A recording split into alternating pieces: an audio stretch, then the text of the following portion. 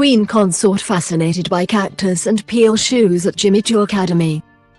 The Queen Consort said the king would be very interested to learn about vegan-friendly shoes made from dried cactus and banana peel during a visit to designer Jimmy Choo's London-based Fashion Academy.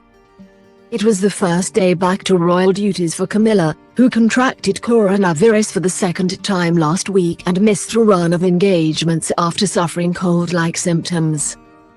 On Thursday, she visited JCA London Fashion Academy based in Brentford, West London. Meeting Academy co-founders fashion designer Mr. Choo and Stephen Smith. Wearing a navy and a Valentine coat, Camilla met children from Our Lady and St. John's Catholic Primary School who were taking part in a shoe designing masterclass and was presented with a bouquet of flowers from Mr. Smith's son, 5-year-old James Connor, who was named after Mr. Choo.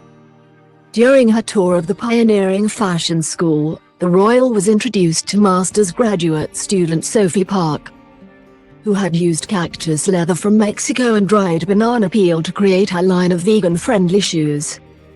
Speaking about her cruelty-free shoes, 27-year-old Ms. Park told Camilla, "They basically mush down a cactus, dry it out in the sun, and when it's dry it's ready to split the fibers up and weave again, so there is literally no energy needed.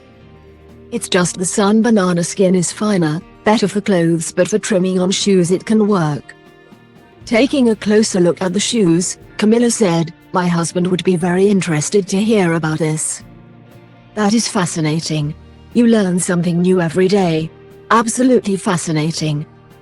After the interaction, Ms. Park told PA News Agency, "It's exciting and it's actually really nice to hear they have such a strong interest in sustainability, and she's especially fascinated about the new materials, so that's nice." She also said her husband is very interested in the same thing. "It's just really great that all these new things are reaching everyone because it's the most important thing at the moment." Camilla, who owns 2 rescue Jack Russell Terrier dogs, also took a particular interest in local artisan designer Emma Sarah McDonnell, who was inspired by her dog to make dog coats and collars. She said, "Lucky little dogs. Absolutely lovely." Looking at a framed picture of Ms. McDonnell's own dog, she added, "What a beautiful dog."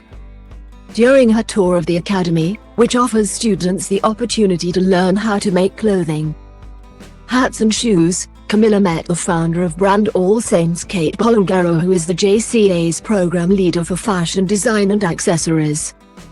Camilla was also impressed with an embroidered flower gown canvas which took 18-year-old Cerise Reese 2 months to create and was described as novelty by the royal, who had never seen artwork before like it. On leaving the academy, the young students of Our Lady St. John's said their goodbyes while waving Union Jack flags. And bouquet bearer James Connor was heard shouting, "We'll miss you." After the visit, Mr. Choo said, "If she didn't care, she wouldn't come here.